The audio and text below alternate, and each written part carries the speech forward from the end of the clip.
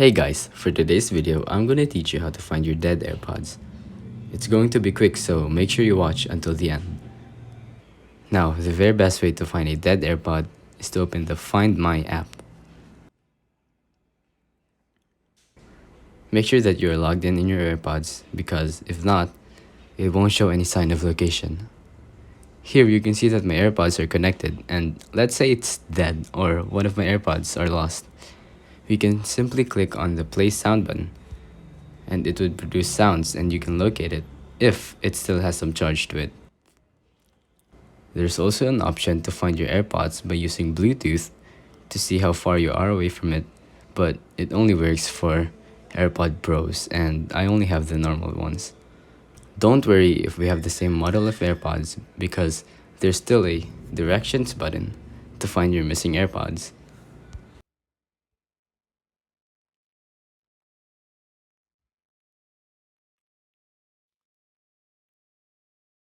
As you can see, it sent me a map and there's a go button which helps you locate your AirPods by giving you directions.